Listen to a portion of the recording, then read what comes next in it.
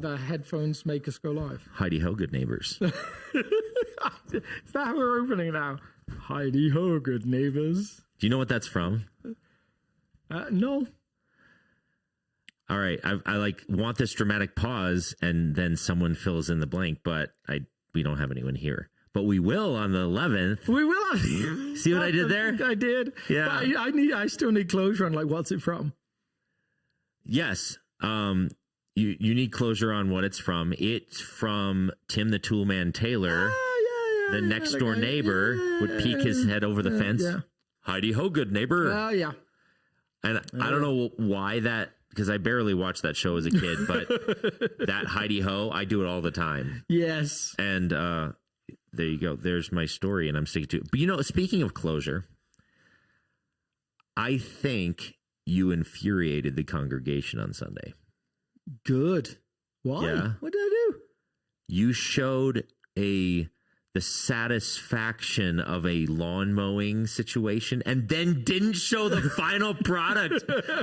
You lost me, man. I was done. Sorry, man. I almost walked out. Yeah, good for you. I'm just joking. I just gave people this beautiful gift of like they get to be part of an army of people that watches this transformation every single week.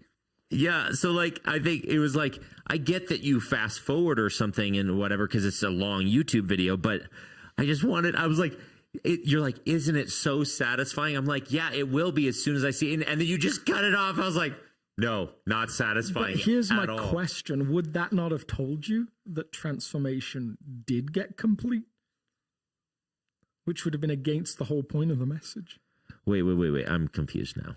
If you'd have seen a completed transformation, then it might have implied that you're complete as a transformation. I wanted to leave people in the tension of it's still a transformation underway. You may feel all of these tensions with yourself, but God is still working. Then say that. Like, point out my discomfort. It was an implicit teaching, not an explicit teaching. I don't know if anyone else is with me who was like, wait. Oh no. Back to the sermon. Like, that's not what you want to happen. Your sermon was great. Here's what I would say is if something infuriates me, if it infuriates you about me, then my wife would say you're in good company. And if you tell me, I'm more likely to keep doing it. Oh no. No, that's not what I want at all. Because my transformation is very incomplete.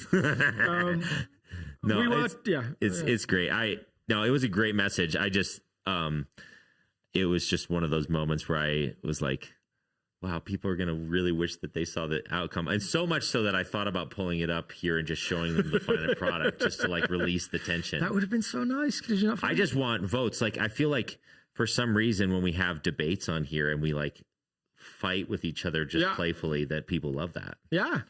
And I would say, I'm glad I did it. And I would say you should have showed us the final product.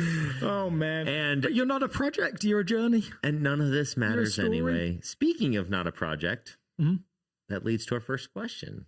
Yeah, I love it. Yeah, it was great. I have some thoughts that I'd like to ask you about myself as well that I took some notes on. But we actually did have a question come in from you all this week, and the question goes as following.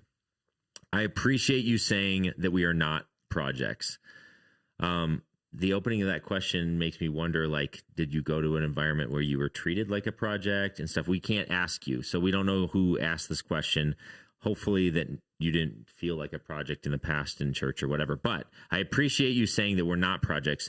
We're all on a journey of transformation towards Jesus. Would you talk about the role of identity on the transformation journey?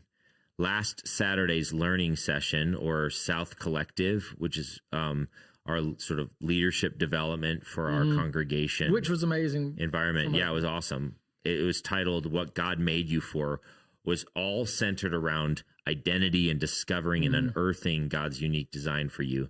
Seems relevant at this time. So let me read that again without all my interjections. Yeah. Would you talk about the role of identity on the transformation journey? I think that conversation is relevant. Yeah. So I think did you miss the first part of the question then though? Like, no, I said I appreciate you saying we're not That's bit. projects. Yeah, I was trying to remember. So I do think there is a tendency in church to think that people are something to be fixed, or even for us to feel like we're something that God is trying to fix. Yeah. Because we see I always joke. Yeah, with that's people, actually how I feel right now. Yeah. I'm probably something that needs to be fixed. Yeah. I'm pretty confident. Yeah. No.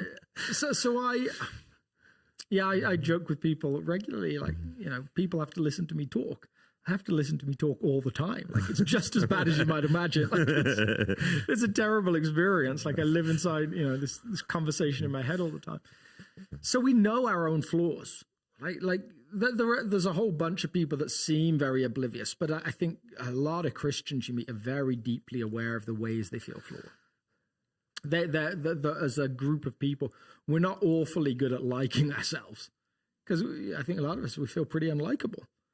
And so that raises a load of questions, like, what's the difference between God loving me and God liking me? Are those words synonyms in that case, or are they distinct? So I've met lots, and I would say I've landed in this camp multiple times in my life. It's been easier for me to believe that God loves me than that he likes me. Yeah, because love is a choice. You have to do that because you're God. Yeah, exactly. Yeah, there's always a get out, right?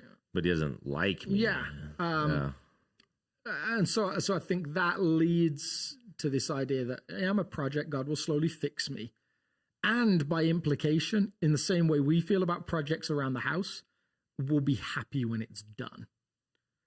Like for me, there's this moment where I get to this point of, like, I've got an ongoing project. Maybe I was excited about starting it, but it gets hung up on different things. I can't afford the materials I want, or like it didn't work out quite as I planned, or I get pulled off on other things, and I'm kind of just irritated by it until that moment where I can, like, cut the ribbon and say it's done. Yeah. Have you ever set up a rib in your house for like a tiling project or something? I'm going to now. If I ever finish a project. I don't know. I've never completed anything. It's not me. That's funny. So I think that like, if that's the implication, then you're only ever going to be comfortable that God is on board with you when you're finished, and you never will be. Now, interestingly, there's the same potential dilemma with a journey, because as a metaphor, because we mostly think about journeys as being purposeful, so we want to get to the end. There's very few of us out there that actually still take journeys because the journey itself is fun. Like, at least in England, and you would know over here, but you didn't grow up here, so maybe you don't even know. Like, in England, there's a whole generation of people that went out for Sunday afternoon drives. Like, like lots of television. We did that when I was a kid, yeah. Yeah, it's just like, what we're going to do? We're going to go for a drive. And that's what people did, and that's rare now. And Denver is notorious, I think, for, like, since I moved here, I've become full Denverite. I'm like, someone wanted to sell, someone was selling something on Facebook the other day. And they said, "Oh, do you want to come over to pick it up? I'm in East Centennial." And I was like, "No, I'm going to go to East Centennial. I'm like, got to go all the way around 470." I'm like, it's like 30 minutes. Yeah. And Sheesh. Like that idea now, like so. Someone who's living in LA is like, yeah, I my commute's 4 hours, and I live 6 miles from my work place. Yeah, in Michigan, I used to commute 35 minutes each way in Michigan. Yeah. For a whole season of life. So now I've become like a real Denverite. I'm like, I go past Englewood, like even then, like. Yeah. So, now you need like a Harley Davidson or like a convertible or some sort of fast car in order to go for a drive. Yeah. So like that, we're less and less those people. Journeys have a purpose, which is to get to the end. And so I almost didn't use the journey metaphor. Originally, I was going to use the story metaphor. You're a story that's been written, because even though we don't like the downs in stories, we actually see value in them more easily.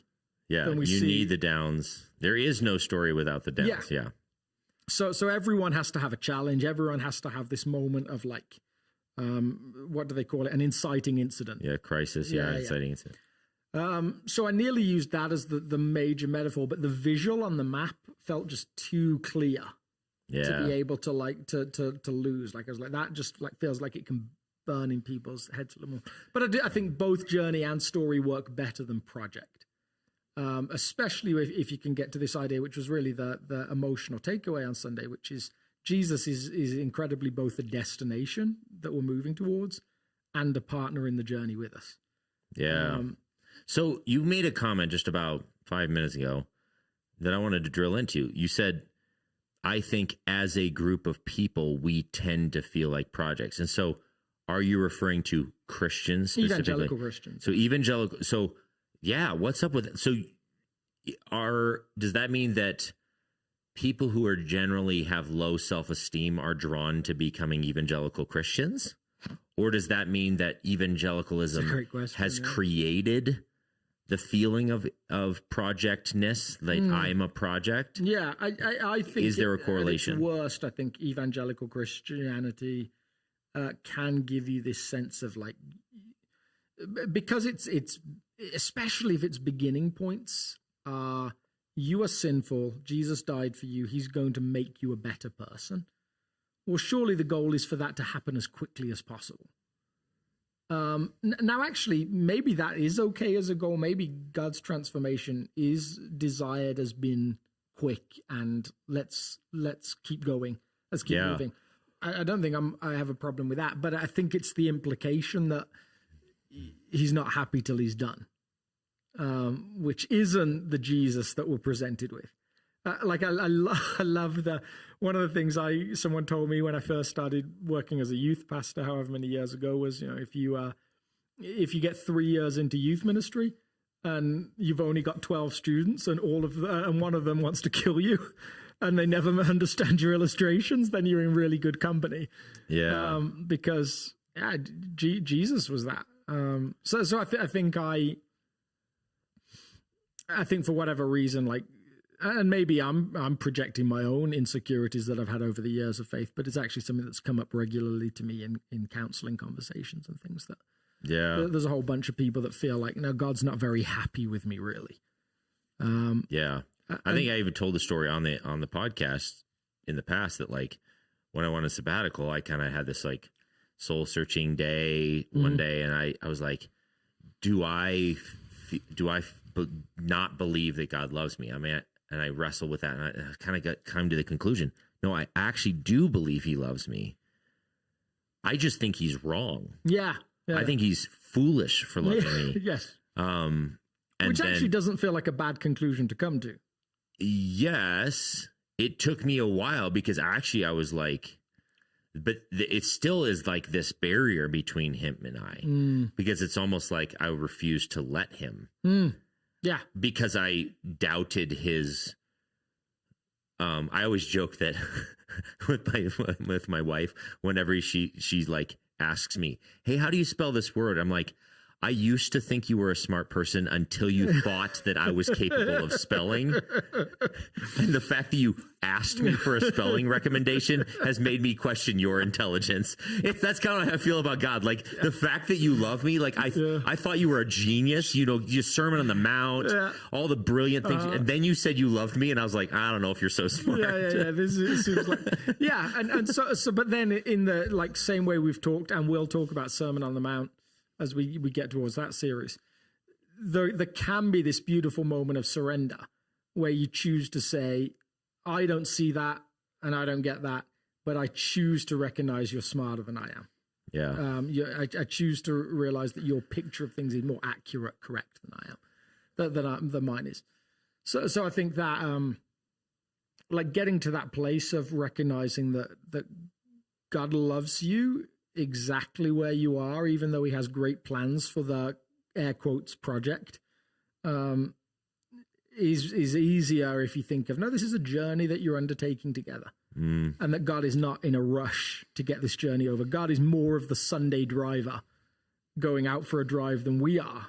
Yeah. He's happy to continue the journey with us for as long as it takes. Which is where you landed with this big idea that I loved, is like, Jesus is the destination, move towards him. So like, you made the argument on Sunday that Jesus is both the destination and the journey companion along the way. And so then you're like, I'm striving to get to, oh, you're right next to me, absolutely. kind of thing. Yeah. It's like, that interesting tension. Yeah. And so I think that to bring it back to the question there, Yeah. like how important is identity, that has to be our core identity. Now we had this fun little pre-conversation around, like, especially around the teaching that Jason brought on Saturday. Yeah. What when we're having this somewhat modern conversation around identity, what do we mean? Because there is this sense of like, I am Alex, and I bring all of my Alexness to every situation. And knowing myself, knowing like what I'm good at, knowing what drives me, what I thrive in, that's actually an important development. You bring a completely different, now we have some similarities, but you bring a whole bunch of other stuff. And that theoretically, if we can find out where we both thrive in the things that we do together, actually that's really healthy. Like for me to try and take over the tech side of this podcast would be chaotic because I can barely turn the lights on when I walk. This will be our last episode. We're done. No, I'm just The only reason it worked when Aaron was gone is because he set up a system where I could just say, "Hey Siri, turn on my podcasting equipment." Hopefully that doesn't. Yeah, perfect. me out. Don't listen to him, Siri. We have to be quiet for a while. I was genuinely scared that all of our equipment was going to shut off right there, and then we would have had to like jump I was back hoping into the fact that I said "on" would be like a breakup. I was hopeful. Yeah, but so again, my technological naivety on display there. Our good friend Jake, actually, my wife was doing birthing classes with Jake and his wife Kaylee this week. And there was this moment she called me to ask her how to fix the computer and make it work on the TV. I was like, Jake's there. If he can't do it, I definitely can't do it. Why are you calling? I thought you were a smart person until you asked me to fix the tech for you. Yeah, that's right. So that like that sense of that level of identity seems like what we're pushing into a lot. Now, I think with what Jason says, and what we've heard other people come to South and share, like people like Jamie Winship, there has to be an identity that's deeper than these are the giftings I have and these are the things that I like. And I don't want to reduce what he said or what Jamie said or whoever else has said down to that. It's not that, but underneath, it seems like there's an identity that we need to root into. Like I've heard some people phrase it as, I think Kevin Butcher phrases it beautifully like this as well. Like, my identity is I am a dearly loved son of the Father. At that point, nothing matters. Yeah. So because other things can be shifted by change, by loss. I was just reading this story about a guy that had multiple brain tumors, and his wife said he's a different person. He's not the person I met.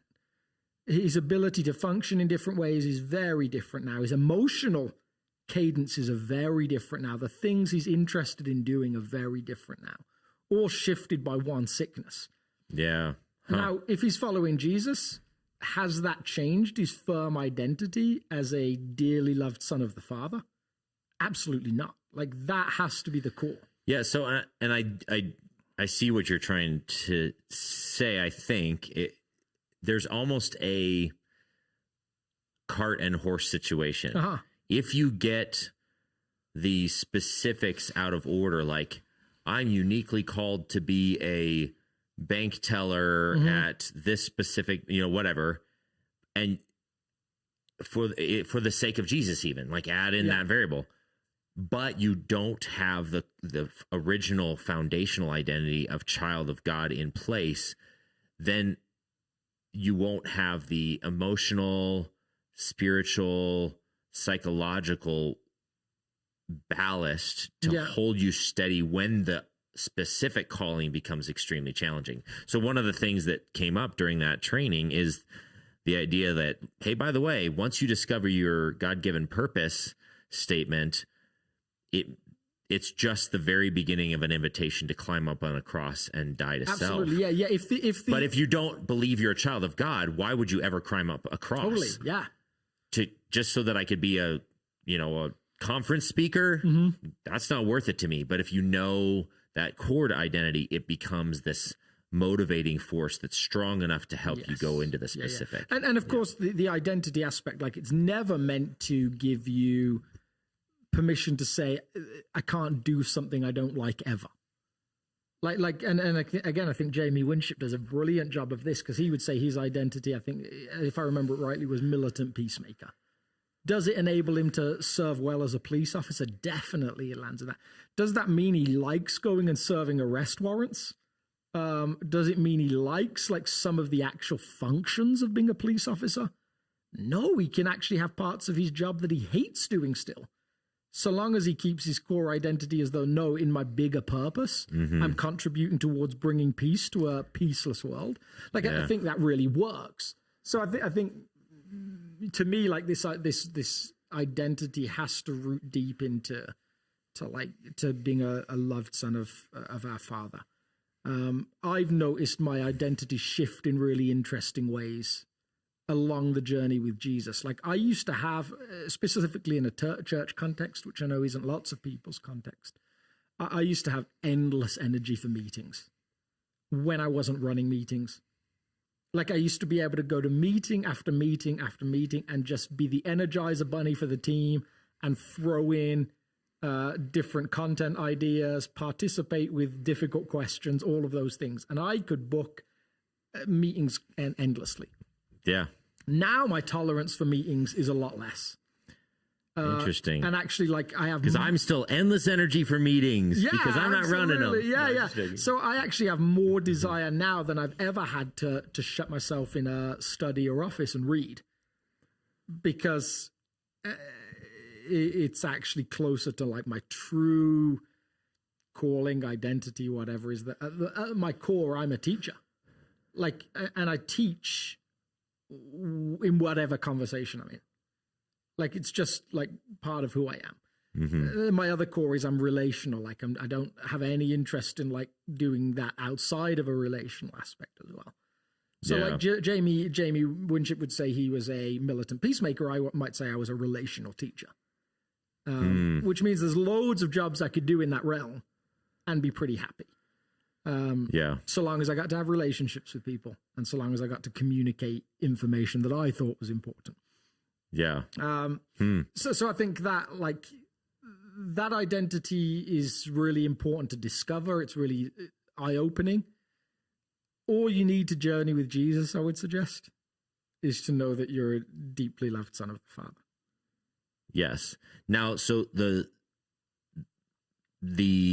sort of power of unearthing some of the specifics comes with this clarity, this energy to, and maybe even some empowerment to where God's designed you to function in a certain way. And there becomes almost this exponential kingdom impact that like is very soul and life giving and kingdom challenge. Totally. Like that. I mean, that's the hard part. Like, so like if you take my words that I just gave, like said about myself, relational, what does that mean? Like that means that I'm going to pick the relationship and the person over the task pretty much every single time. Yep. That for a church staff can be hugely problematic. Yeah. Like, I mean, like if there's someone in deep need, it means Alex just walked out the meeting to care for that person. Yep. Like that actually can cause some tension. It's the reason that we have staff in the church that do some really important functions, because that's closer to their calling that I just wouldn't be good at and South wouldn't be healthy with me doing. Yeah. So I think, it both is a gift to you to enter into, a challenge for wherever you work to say, how do we compensate for that with other people? Yeah. Yep. But that's awesome. I think it is, yes, you're right. It's like suddenly journeying with Jesus has this excitement that builds when you realize not only are you journeying towards Jesus, not only is he a companion on the journey with you, but you are actually partnering with, companioning, and journeying with all sorts of other people. Yeah. And that you're helping them on their journey. Like that's when it like expands to like more than just a a dialogical relationship. It's suddenly like it's broader than that.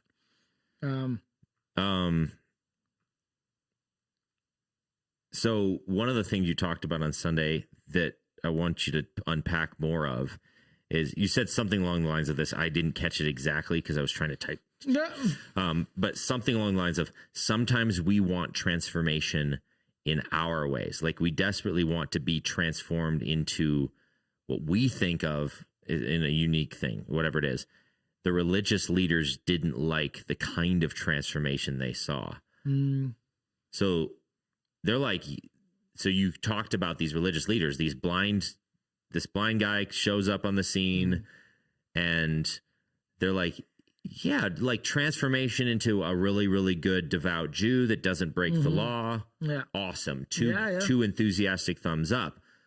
Getting healed on the Sabbath? Yeah, absolutely. That's not the kind of transformation I signed up for. I reject it. I'm skeptical about it. I don't like it. Yeah. It's evil even in their mind. Rejection. And so maybe could you just talk a little bit more about like if there's examples for you that's been moments where transformations happen, you're like, I'm not a huge fan of this transformation. Yeah, I think there definitely are. It's interesting. Like I think that the kind of petty religious struggles you see with the Pharisees, at least I would be comfortable describing them as petty. They probably wouldn't be.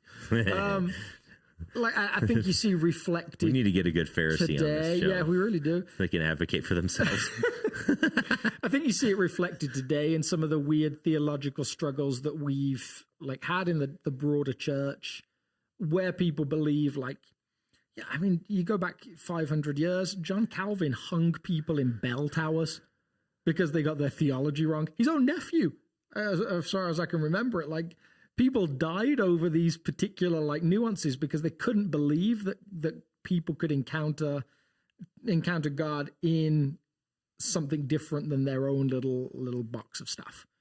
So I think you see that almost every time, like the moment that John Wesley takes the church outside of the Church of England environment, even though he would say he never left. But the moment he starts creating these structures and things for people to gather in small groups, it's a whole bunch of people that think this is like heretical. I remember this moment talking to one of Laura's uncles. His son had started following Jesus again. And her uncle Mike is now a retired Free Methodist pastor. And his son got really involved in like a neo-reformed group, like very strongly Calvinist. Yeah. And you hear that in all of his language. And I remember saying to Mike, like, how do you feel about like the group he's connected with? And he is the opposite of everything we're talking about here, because his response was, do you know what, Alex? I'm just so glad he's following Jesus. Like I mean, completely able to lay down the quirks of denominational belief and stuff. Yeah. Over I just want him to follow Jesus. Yeah. If your destination is Jesus, win-win. Yeah. Are the multiple denominational roads that are leading in that direction? Hopefully so. But I think there's been this like this fear that, oh man, we have to get every single detail right theologically for God to be happy with how our church is operating. Like, I've even had people ask me that question about like with church, with different things with South, like aren't the elder question that we're having right now, aren't you afraid of getting it wrong? And what I would say is, well, like I think by nature, I always hope to be part of a community that's making the right decision. But am I worried on some existential level that I might get to eternity and God say, really cross with the decision you made? Yeah, you're no longer invited because... I actually have no concerns about that whatsoever. Yeah. Like, I trust him to be able to understand my heart. I trust him to, as far as I'm able, to be able to say, God, I'd like to be involved in leading a community with a bunch of other people, with elders, with staff, with the people that we gather with. Yeah. Towards him in the best way possible. But am I worried he's going to be like, oh, you didn't get that right? Yeah. So, and I think that's what you see with the Pharisees, like this deep fear of there's a lot of I's and T's that have to be crossed before something's acceptable as a miracle. And they did this. I mean, this isn't just with Jesus. They did this. They did this with themselves. Yeah. Like a miracle would happen, someone pray, and they had to go and investigate everything to make sure everything like happened as it was supposed to happen, and all those different things. Like this was just who they'd become. And so I think, like by broad extension, church denominations, what have they done over the years? They've said, these are the things that we think are important in transformation. Like, 70 years ago, 50 years ago, whatever it was hair length for guys and skirt length for girls. Yeah. Like for a whole bunch of years in the evangelical church, it was divorce. And now we've actually, like, evangelical churches as a whole have loosened a lot on that. Yeah, maybe too much. Yeah. Yeah. And so that for a while was like the big thing of like, these are the things that God cares about. Now it's probably abortion or something like that, or voting Democrat, or who knows, like it could be anything. Like, yeah. But I think we look at people and we say, if you've experienced God, this is something we expect to change, and this is what we expect it to look like. Yeah. And actually realizing God's priorities might be very different for us. I had a friend back in England who he pastored a small church, and it was all old Pentecostal Christians. Like everyone was in there, like not so old now. Actually, now I think about it, like it seemed old at the time. Everyone was like 50 plus, and now I'm like 41. So I'm like, not old at all. Not that like, old at all. Relatively young. Yeah. In the prime of their life. but historic Christians have been around for a while. Yes. I know. That seems even more insulting. Yeah, it does. It is, yeah. I'm from church history. Established Christians. Yeah. By the way, I do want to acknowledge our guest that's joined us today. We have a fly. It's just buzzing around. It's buzzing around. So, I love it. if you do watch the show, I just want to acknowledge that we have a special guest today. Yeah, I appreciate it. All right, carry on. And he said, this young couple walked into the church and started getting really involved. And after a while, he had these leaders in the church start coming to him and saying like, they're not married. Like they're living together, but they're not married. And he kind of took this leadership group aside, and he said something like, I know where they are in life. If any of you says anything to them, I will persecute you personally. Like God will do his work in his time. And he said, like, sometime later, they came over to his house for dinner. And in the midst of conversation, they just said, so we've been reading the Bible together. Like, shouldn't we be married if we're living together? And he was like, well, yeah, actually, the biblical view is marriage is monogamous and covenantal, all those different things that we've talked about. Yeah. So yeah, that would be like following in the way of Jesus. And he said the guy looked at the girl and he was like, wow, I love you. Do you love me? And she was like, yeah. And he said, do you want to get married? And she was like, yeah, absolutely. And he said they had this like mini proposal, like right at his dinner table. But it was organic transformation. It was God working in the hearts of his people. Yeah. All right. So let's linger there for a moment. Why is it that it seems like, and we're very selective with this, by the way, as evangelicals. With certain issues, we want people to clean it up before they enter in. Mm-hmm. With other issues, we don't pay attention to it at all. Yeah. Well, do you not think like so? Like, why aren't we comfortable with progressive transformation? Because I think my take on it is that we're uncomfortable with people being untransformed where we are transformed, and not sorry, let me say that again. Let me start again because I may have said it the wrong way around. We're uncomfortable with people being untransformed where we've experienced transformation, but we are comfortable, with people being untransformed where we're still waiting for transformation. Ooh. So I still struggle regularly with pride. Am I concerned? I don't blame you, man. You're pretty epic. Am I concerned? If I were you, I'd struggle too.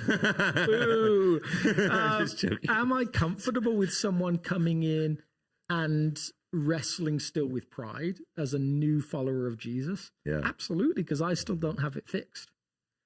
I'm still struggling. I'm still there, like in the am I comfortable with someone coming in and struggling with lustful thoughts like in their mind that occur to them throughout the day. Yeah, I'm okay because I still wrestle with those things as like 90 whatever % of humanity is.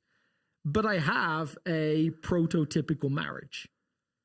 So when someone comes in who's not like that and wants to bring that to the community, that it's harder, I think, for me to say like, oh, it's okay to be there. My language is clean. I don't use any words that most people would agree are like words that you like. I don't use any words that would make people uncomfortable. Other than homely. Other than homely, yeah. Which if you have to check last week's episode if you want to find out about that one. So we're developing all these inside jokes that only like super faithful listeners will ever get. Which is like, yeah. Carol Hart, you'll know what we're talking about. Yeah. Matt and Chris, Matt and yeah, that's right. Yeah.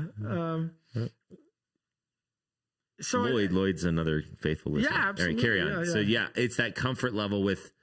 That's a fascinating insight. I think there's something to. Yeah, like when was the last time someone's like, I really want to get baptized, and you're like, by the way, do you struggle with materialism?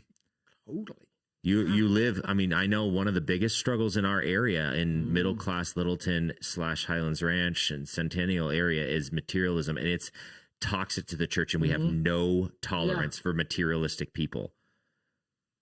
What church is asking that question before baptism? Yeah. Zero. Yeah. I don't know of any of those churches that I'm aware of that ask that question. No, it doesn't get asked. So, but it's a little bit of an indictment on, whereas Jesus spent a ton of time talking about finances and like this malicious grip that finance issues can have on the human soul. Yeah, you might take something like very fleetingly passes on some of these other issues that we Jesus consider. Explicitly commands followers, and I wrestle with this, like, and that's probably why I'm not condemning of it in other people. Jesus explicitly says, when you have a party, don't invite people you already know. Go and invite people that nobody else invites. Like, that's like one of his most explicit commands in the New Testament.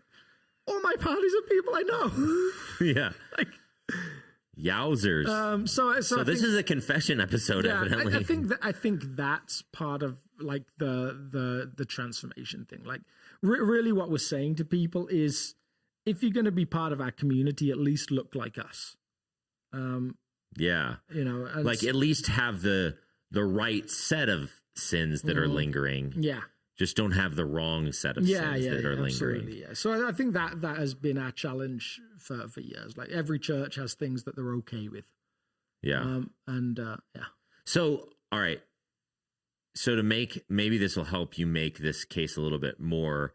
You very subtly hinted at a whole study that you didn't have time for on Sunday. And I want you to take some time on it. We've got a little bit of time on it. And here's what it is. After saying, so let me pull this up on the text on screen. Oh, that's not our text on screen.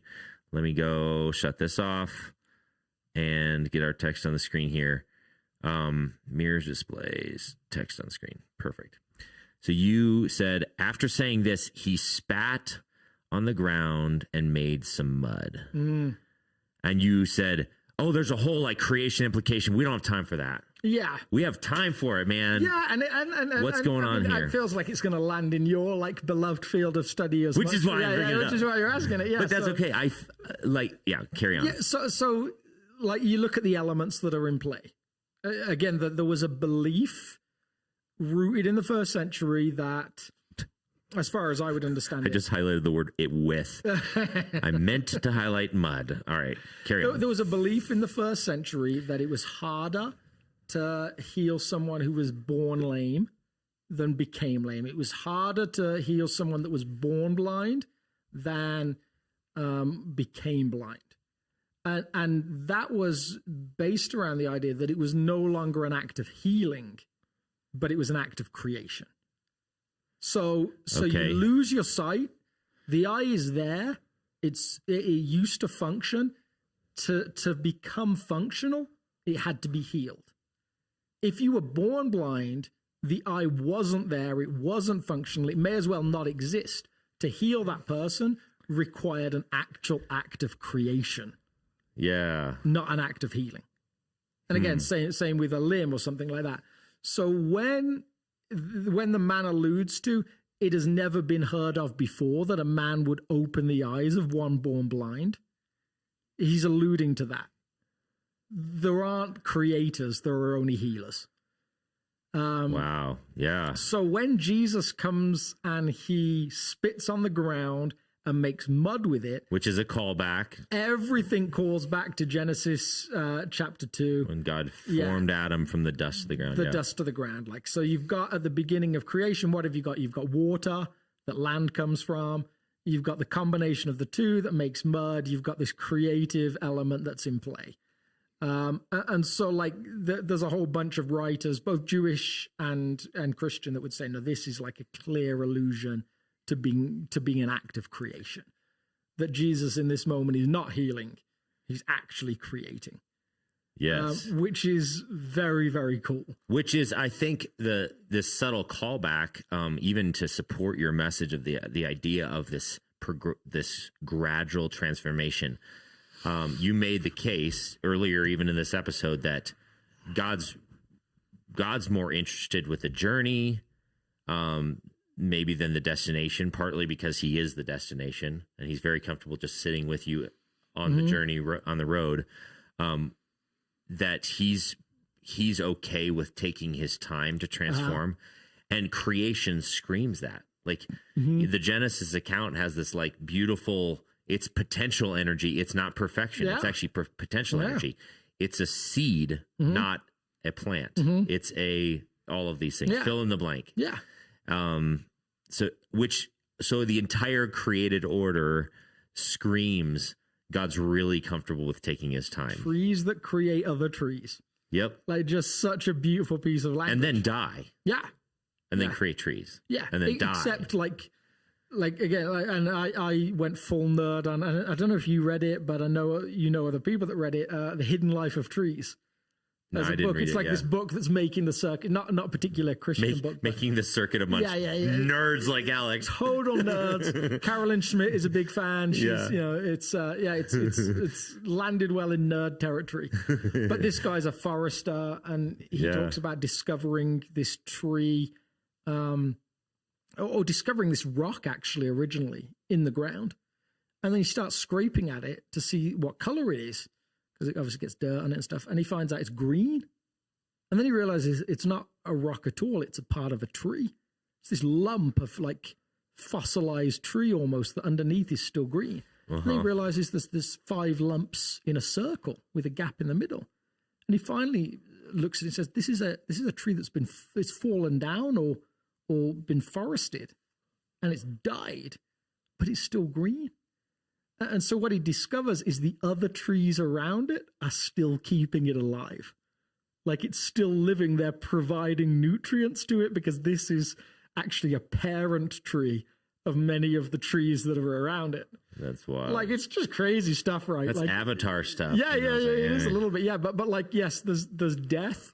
But again, like with the Jesus story, is the death? Like yes and no.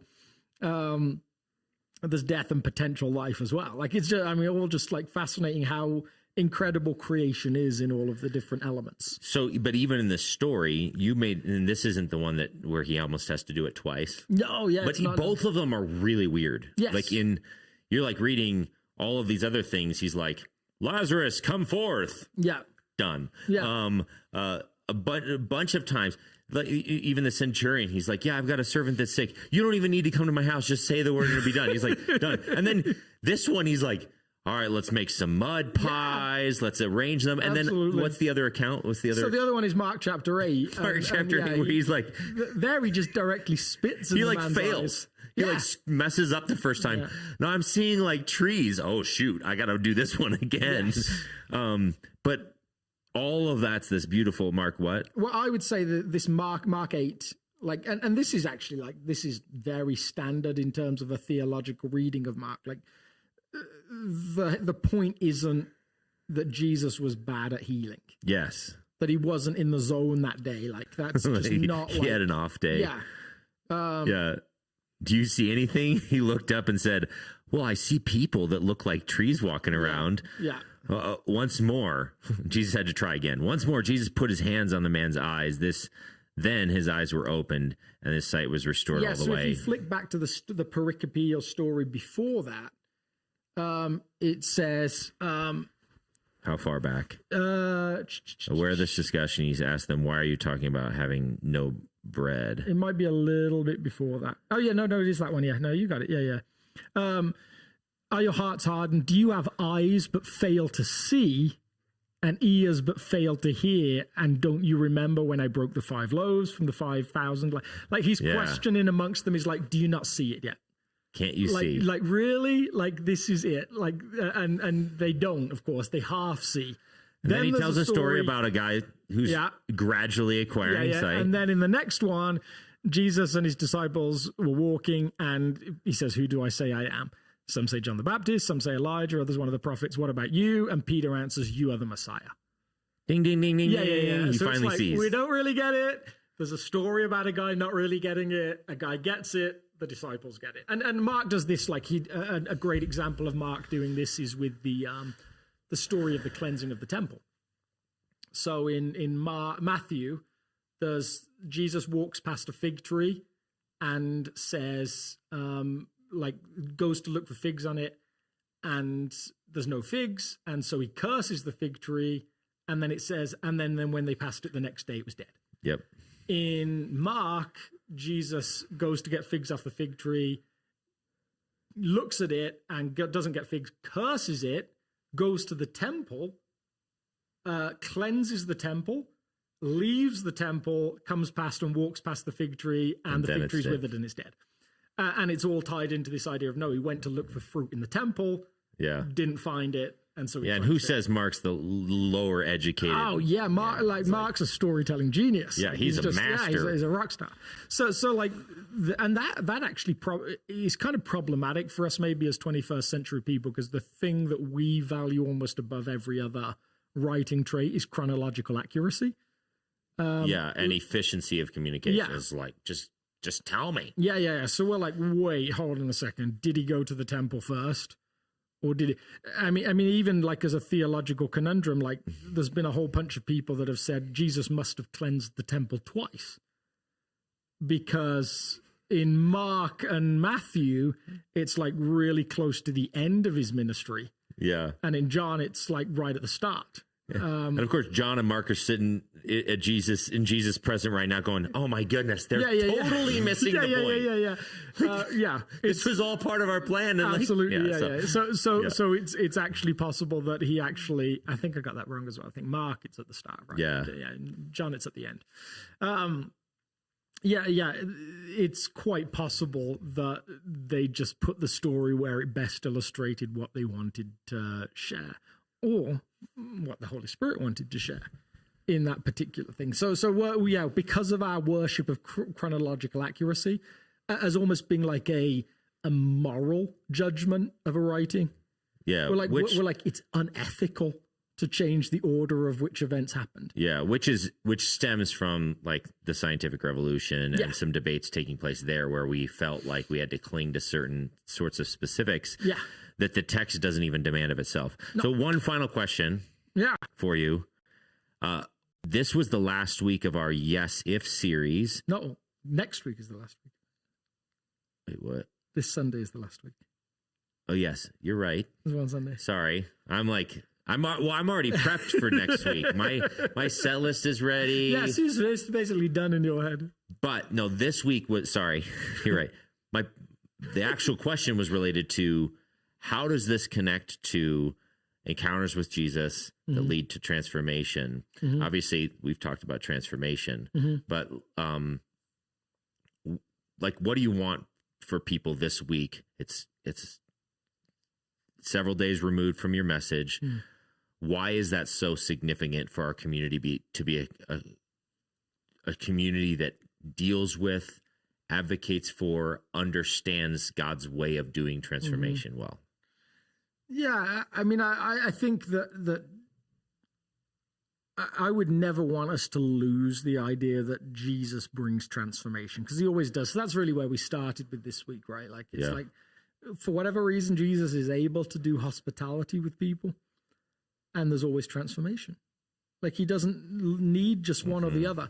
And I think that's been a real wrestling in churches, you know, like for a long time. Like, even like with some of the mainline churches, I think with the mainline churches that really loosened some of their understanding of what Christian ethics were and how, like, what the call of Jesus might be towards something like holiness. Or, I think they had this expectation that it would open the floodgates and people would pour in.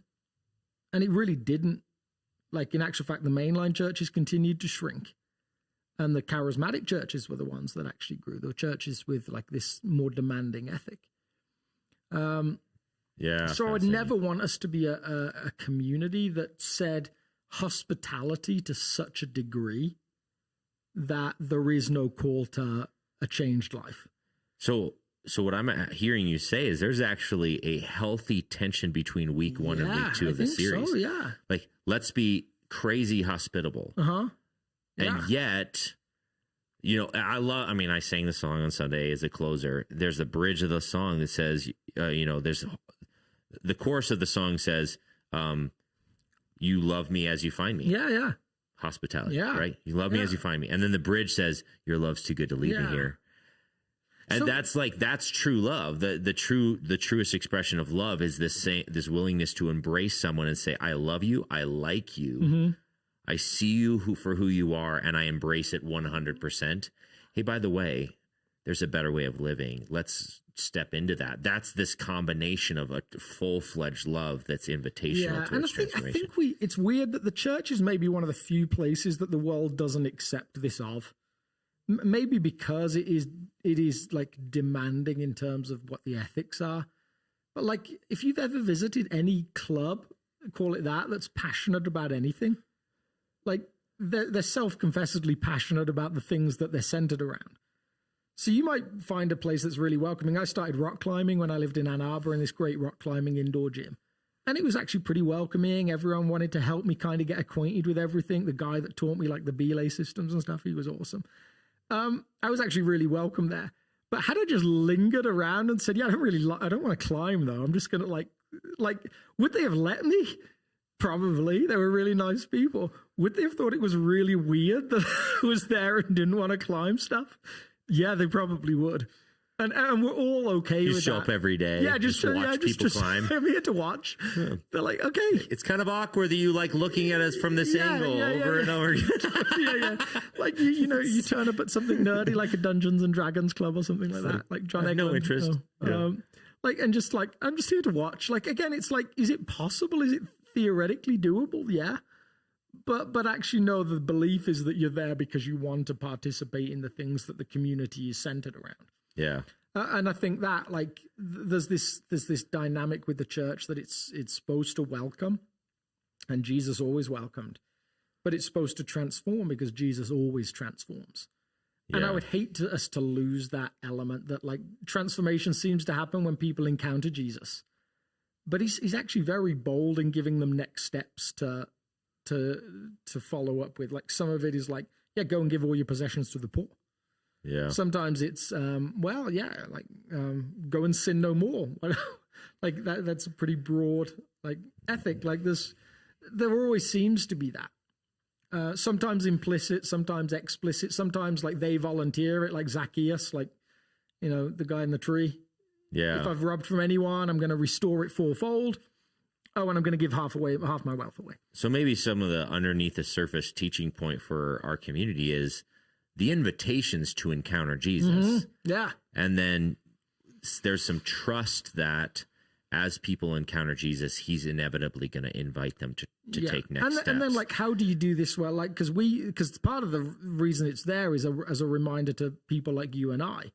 Like, it's very easy to just get used to planning a good experience. Yeah. It's really easy as a small group leader to really care about, like, what did you provide in the way of food? Yeah. Like, what's the welcome? Coffee, like, we need a decaf option and this. Like, let's get the hospitality piece correct. Let's get through the discussion and make sure but check. Yeah. Having that moment in mind, like, which we talked about this week when we paused in the middle of a song just to say, okay, we're not just here to sing this song. Great words. How do you actually be as aware as any human can be that you might encounter the divine in that moment, that you might encounter Jesus in that moment. Yeah, transformation actually happens when people meet Jesus. Yeah, so, not a good planned service. Yeah, or even the invitation isn't to transformation by itself. Mm-hmm.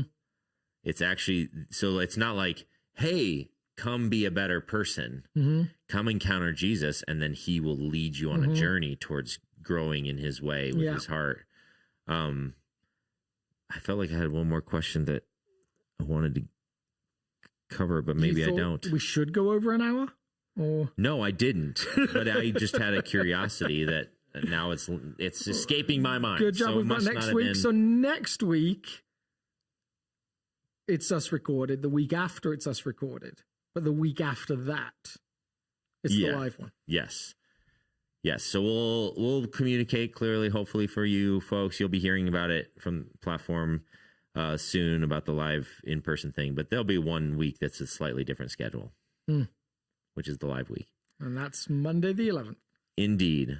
The 11th, 6:30. Bring your caffeine hunger, whatever it is. 6510 South Broadway. Yep. I love it. And I think that's it. I'm sad because I feel like I had a cool question. We'll get back to it next week. You can send it into the chat. This whole episode has been a failure. You can text it to the number on screen. I feel like I've dropped the ball. I feel like I failed you all because I forgot this question. It was so good. Yeah, just joking. Love you all. Yeah, love you like, guys. Subscribe, give us a review. It really does help the show. Matt and Kristen Rummel are bringing their pickleball paddles to the live showing. Yeah, I believe. Wow. All right, and their new little one, right? Huh? No. Okay. All right. So let me see. Oh, Matt, not Bart. Brett, not Brett. Okay. All right. I'm just trying to kill time to find the button to stop them. This is every week. Teresa makes fun of me. She's like, you close the episode every week by trying to find the end button. That's just how it goes. It's part of our show. Goodbye. Bye.